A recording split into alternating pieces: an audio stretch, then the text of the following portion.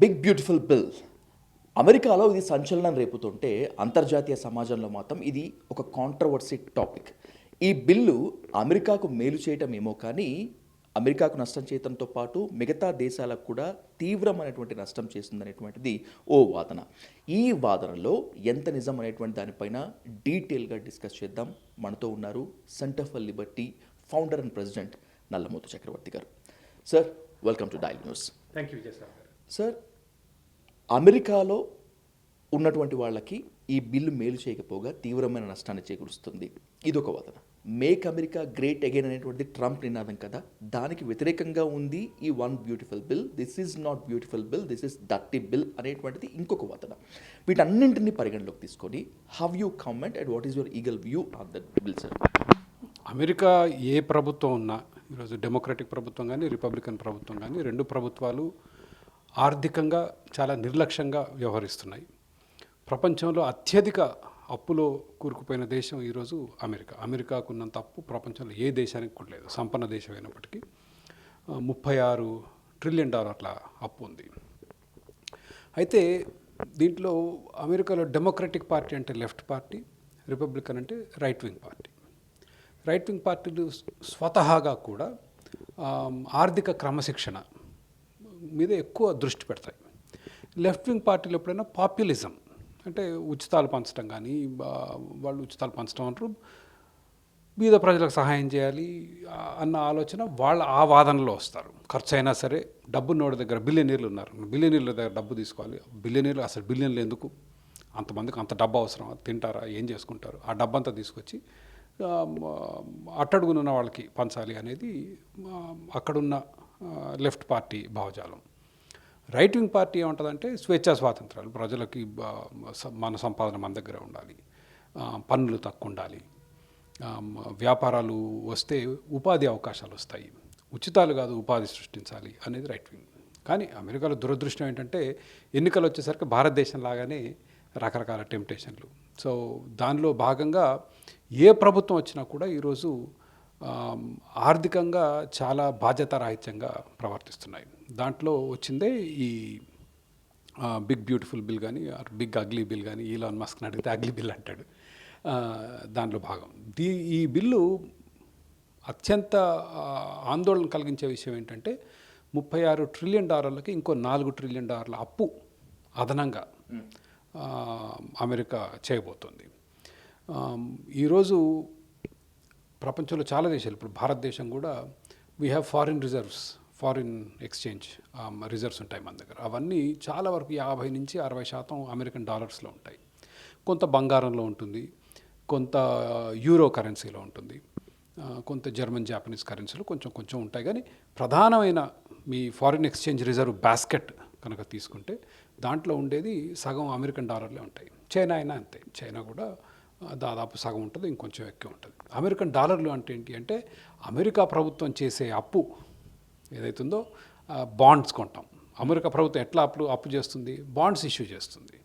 Bonds issue చేసినప్పుడు ఈ దేశాలన్నీ కొంటాయి. సో మన దేశం కొంటుంది, అక్కడ అమెరికాలోని బ్యాంకులు, అక్కడ ప్రజలు కొంటున్నారు. కాబట్టి ఈ అప్పుల భారం ఏదైతుందో అసలు ఏమాత్రం మంచిది కాదు అనేది ప్రధానమైన వాదన. కార్పొరేట్లకు మేలు చేసేందుకే అమెరికాలో ఈ బిగ్ బ్యూటిఫుల్ బిల్ తీసుకొచ్చారనేటువంటిది ఓపెన్గా అర్థమవుతుంది. కార్పొరేట్ కల్చర్లోంచి ఎదిగొచ్చినటువంటి వాడు, రియల్ ఎస్టేట్ ఫీల్డ్లోంచి ఎదిగొచ్చినటువంటి వాడు కాబట్టే సామాన్యులని, మిడిల్ క్లాస్ వాళ్ళని పట్టించుకోకుండా మేక్ అమెరికా గ్రేట్ అగైన్ అని చెప్తున్నప్పటికీ కూడా అమెరికన్స్ యొక్క పొట్టగడుతున్నాడు ట్రంప్ అనేటువంటిది మరొక వాదన. నిజంగా ఈ బిగ్ బ్యూటిఫుల్ బిల్ కార్పొరేట్లకు ట్యాక్స్ ఎగ్జంప్షన్స్ కోసమైనా మిడిల్ క్లాస్ వాళ్ళకి ఏమాత్రం పనిచేయదా? కార్పొరేట్ ట్యాక్స్ ఏం పెద్ద మార్చలేదు, కానీ ఈ చిన్న వ్యాపారస్తులు ఉంటారు కదా, ఎస్ కార్పొరేషన్ అంటే మన దగ్గర limited liability corporation, private limited company, దాంట్లో ప్రత్యేకంగా క్యాపెక్స్ అంటే మనం ఒక పెట్టుబడి పెట్టినప్పుడు దాని డెప్రిసియేషన్ అంటాం. మనం పెట్టుబడి పెట్టిన ఖర్చులాగా ఏమంటే తీయలేము. 5 ఏళ్ళు కాలం ఒక ఫ్యాక్టరీ కట్టారనుకోండి, ఫ్యాక్టరీ ₹1,00,00,000 ఖర్చు అయ్యాయి. ఆ ₹1,00,00,000 ఖర్చు ఏమంటే ఖర్చు కింద రాయలేము అకౌంటింగ్ రూల్స్ ప్రకారం. బికాజ్ దాని విలువ ప్రతి సంవత్సరం కొంత తగ్గుతూ ఉంటుంది కాబట్టి తగ్గిన విలువ ప్రకారం దాన్ని డెప్రిసియేషన్ అంటారు. వాటిల్లో కొంత వెసులుబాటు కల్పించాడు ట్రంప్. ఆ వెసులుబాటు కూడా ఇతను తెచ్చింది కాదు, కోవిడ్ అప్పుడు తీసుకొచ్చినవి చాలా వరకు ఎక్స్టెండ్ చేశాడు. దాంతోపాటు ధనికులు ఇన్హెరిటెన్స్ ట్యాక్స్ అంటాం, అంటే మీకు ఒక $100 మిలియన్ ఉందనుకోండి ఆస్తి.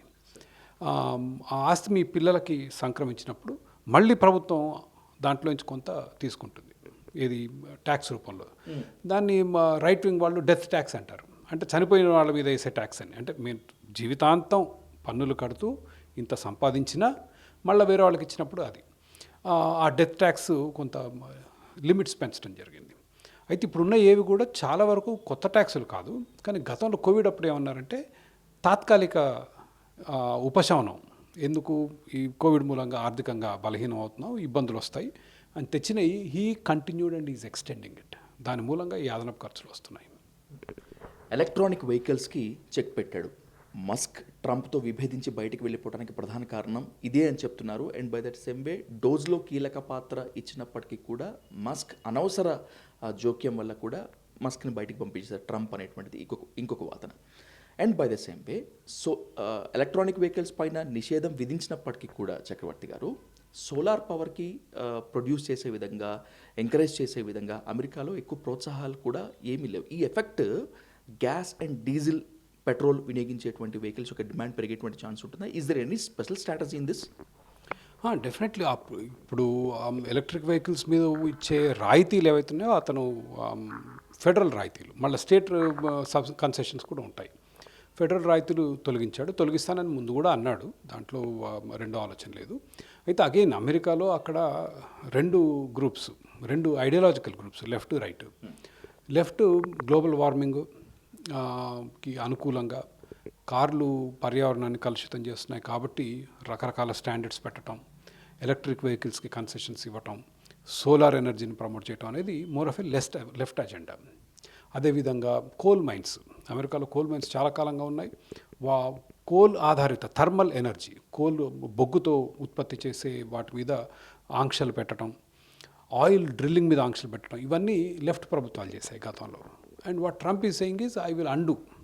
మీరు ఇది చేసుకుంటే అది మార్కెట్లో దేనికి డిమాండ్ ఉంటే దాని ప్రకారం వాడకం ఉండాలి అనేది అతని వాదన. మీరు ఆయిల్ కంపెనీలు ఈ విధంగా టార్గెట్ చేయటం అమెరికా ఆర్థిక శక్తిని బలహీనం చేస్తుంది కాబట్టి అందరికీ సమానంగా చేస్తానంటాడు. బిగ్ బ్యూటిఫుల్ బిల్ చట్టంగా మారేటువంటి క్రమంలో రిపబ్లికన్లు అందరూ కూడా హర్షాతిరేకాలు వ్యక్తం చేశారు. ఇరాన్ మీద దాడి చేసినటువంటి స్టెల్త్ బాయ్స్ మొత్తం అంతా కూడా గగనతనంలో పరేడ్స్ చేశాయి. And by the same way ఇదే క్రమంలో కొంతమంది రిపబ్లికన్లు కూడా బిల్ను వ్యతిరేకించారు. అయినప్పటికీ కూడా బిగ్ బ్యూటిఫుల్ బిల్ చట్టంగా మారింది. హెల్త్ కేర్ పైన అత్యంత తీవ్రమైన ప్రభావం చూపిస్తుంది, హెల్త్ ఇన్సూరెన్స్లో కోత పడుతుంది, అమెరికన్లు చాలా ఇబ్బంది పడతారని చెప్పినప్పటికీ కూడా, ఆ డిబేట్ జరుగుతున్నప్పటికీ కూడా ఎందుకు ట్రంప్ ఇంత కీన్గా ఉన్నాడు? మొండి పట్టుదల, లేకపోతే how can we understand? Again Republican పార్టీలో దేర్ లాట్ ఆఫ్ కాంట్రాస్ట్. చెప్పిన దానికి చేసేదానికి చాలా వ్యత్యాసం ఉంటుంది. ఒక పక్క డబ్బు వృధా చేయొద్దు ప్రభుత్వం, ప్రజల డబ్బు వృధా చేయొద్దు అంటూనే విపరీతంగా ఇప్పుడు మిలిటరీ మీద వెచ్చిస్తున్నారు, ఇతర వాటి మీద వెచ్చిస్తున్నారు. దాని మూలంగా ఈ అదనపు $4 ట్రిలియన్ డెఫిసిట్ వచ్చింది. ఇక మెడికేడ్ అవి బేసికల్లీ హెల్త్ ఇన్సూరెన్స్కి సంబంధించినవి. అవి బీద ప్రజలకి, ఇది ప్రభుత్వం ఇచ్చే ఇన్సూరెన్స్ బీద ప్రజలకి, చిన్నపిల్లలకి, వృద్ధులకి, వికలాంగులకి వర్తిస్తుంది. దానిలో భాగంగా డెమోక్రటిక్ లెఫ్ట్ ప్రభుత్వం ఆరోగ్యం బాగున్న రెగ్యులర్ ఏజ్లో ఉన్న వాళ్ళు కూడా, ఏది వృద్ధులు కాకుండా మామూలు వాళ్ళకు కూడా, ఉద్యోగం లేకపోయినా బీదరికంలో ఉన్న వాళ్ళకు కూడా వర్తించేలాగా చట్టం తెచ్చారు. అండ్ ట్రంప్ ఈజ్ సెయింగ్ ఇది చాలా వృధాకి దారితీస్తుంది.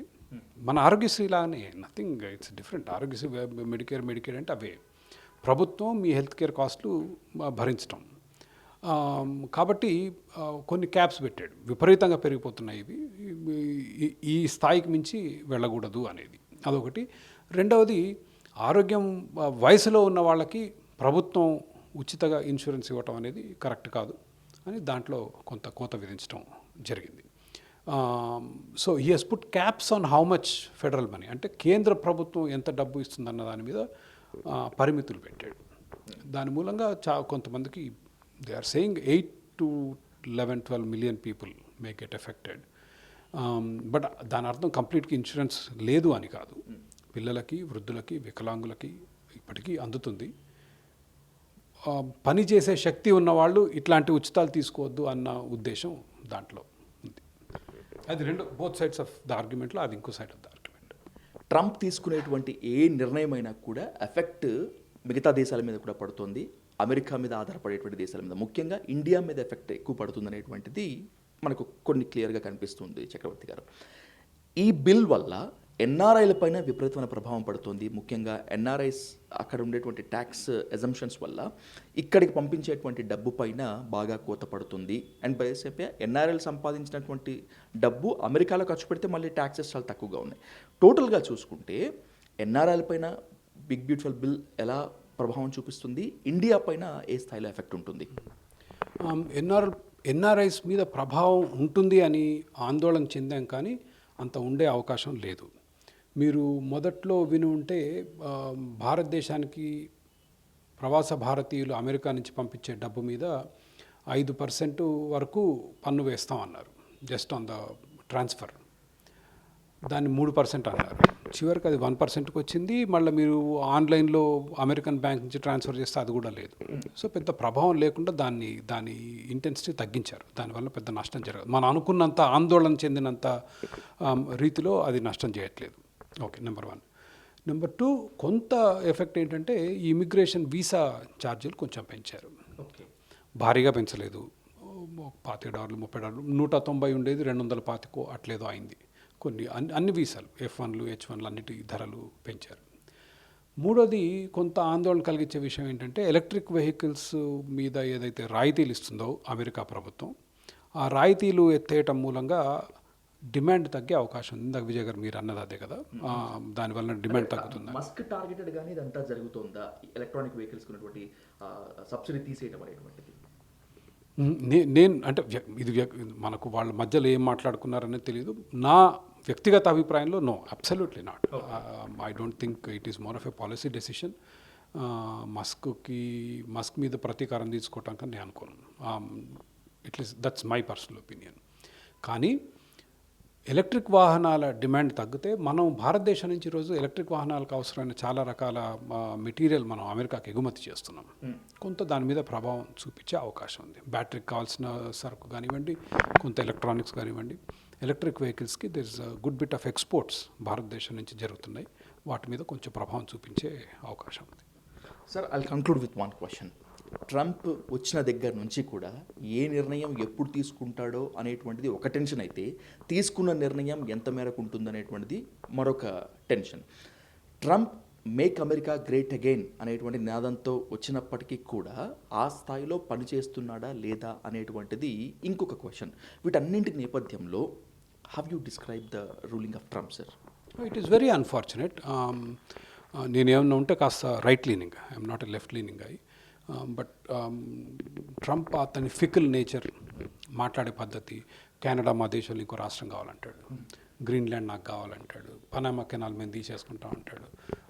ఒక ప్రపంచంలో అతిపెద్ద ఆర్థిక వ్యవస్థ ఉన్న దేశానికి అధ్యక్షుడు అంత బాధ్యతారాహిత్యంగా మాట్లాడటం అనేది చాలా చాలా తప్పు. మనం అసలు ప్రపంచంలో ఎప్పుడు కూడా ఎక్కడ చూసినా ఆనవాళ్ళు నాకు లేవు ఇంత నిర్లక్ష్యంగా నోరు పారేసుకోవటం. ఇప్పుడు భారతదేశం ఉందండి, రేపు చైనా అధ్యక్షుడు వచ్చి భారతదేశం చైనాలో ఒక రాష్ట్రం కావాలి అంటే మనకు అసలు మన ఈగో ఎంత హర్ట్ అవుద్ది. కెనడా మా రాష్ట్రం కావాలంటాడు ఏంటి, 51st స్టేట్ అంటాడు. అసలు అంత పిచ్చితనం, పిచ్చికి పరాకాష్ట. అదొకటి. ఈ టారిఫ్లు అనేది అసలు అది రిపబ్లికన్ పార్టీ అజెండా కాదు, అమెరికన్ కల్చర్ అజెండా కాదు. America is always been open economy, open markets, free markets, capitalism ఇవి ప్రమోట్ చేసే దేశం. అతను వ్యాపారస్తుడు, అతనికి తెలియాలి అసలు టారిఫ్ వల్ల ఎంత నష్టం జరుగుద్ది అనేది. ఈ టారిఫ్ వార్ కానీ ఇప్పుడు వచ్చిన ఈ బిగ్ బిల్ ఏదైతే ఉందో ఇంకొక 36 ట్రిలియన్ నుంచి $40 ట్రిలియన్ అప్పుకు తీసుకెళ్తుందో అమెరికాను బలహీనం చేస్తుంది, అమెరికన్ డాలర్ని వీక్ చేస్తుంది, అమెరికన్ ఆర్థిక వ్యవస్థను వీక్ చేస్తుంది, అమెరికాకు ప్రపంచంలో ఉన్న శక్తిని బలహీనం చేస్తుంది. ఏ రకంగా చూసుకున్నా కూడా he is doing more harm than good as of today. కాకపోతే ఆయనకి ఇంకా 3.5 ఏళ్ల ఉంది పదవి. హోప్ఫుల్లీ కొంత మార్పు వస్తుంది అనుకుంటున్నాను. ఒక అదృష్టం ఏంటంటే అమెరికాలో ప్రతి 2 సంవత్సరాలకి ఎన్నికలు వస్తాయి, మధ్యంతర ఎన్నికలు ఉంటాయి. మన లోక్సభ లాగా వాళ్ళకి హౌస్ ఉంటుంది, మన రాజ్యసభ లాగా వాళ్ళకి సెనెట్ ఉంటుంది. సెనెట్లో ఒక సెనెటర్ 6 సంవత్సరాలు ఉన్నా కూడా 1/3 ఆఫ్ ద సెనెట్ ప్రతి 2 సంవత్సరాలకి మారుతూ ఉంటుంది. హౌస్ ప్రతి 2 సంవత్సరాలకు మళ్ళీ ఎన్నిక అవుద్ది మొత్తం హౌస్కి. లోక్సభ ప్రతి 2 సంవత్సరాలకు వస్తుంది లోక్సభ. కాబట్టి ఒక సంవత్సరంన్నరలో మళ్ళీ ఎన్నికలు వస్తాయి. దాంట్లో కనుక గట్టి దెబ్బ తగులుతుందని నేను అనుకుంటున్నాను. ట్రంప్కి కొంత మార్పులు వస్తాయి. ప్రభుత్వం చేసే ఇటువంటి విపరీత ధోరణులు ఏవైతే ఉన్నాయో కొంత అదుపుతో ఉంటాయని నేను ఆశిస్తున్నాను. సో ట్రంప్ తీసుకునేటువంటి నిర్ణయాలు ఎప్పుడు ఏ విధంగా ఉంటాయో చెప్పలేని మాట నిజమైనప్పటికీ, ఇండియా మీద ఎఫెక్ట్ పడుతున్నటువంటి మాట కూడా నిజమైనప్పటికీ, రాబోయేటువంటి రోజుల్లో పరిస్థితి ఇలాగే ఉండదు. ట్రంప్ విషయంలో రాబోయేటువంటి ఎన్నికల్లో వచ్చేటువంటి మార్పు ఉండేటువంటి ఛాన్స్ ఉంటుంది. ముఖ్యంగా బిగ్ బ్యూటిఫుల్ బిల్ ఎన్ఆర్ఐల పైన ఊహించినంత ప్రభావం చూపించదు, అనుకున్నంత షాక్ గురి చేయదంటున్నారు నల్లమో చక్రవర్తి గారు. ఇది నల్లమో చక్రవర్తి గారితో face to face. Camera person రమేష్తో విజయ్ సాధు, ఢైల్ న్యూస్ కోసం.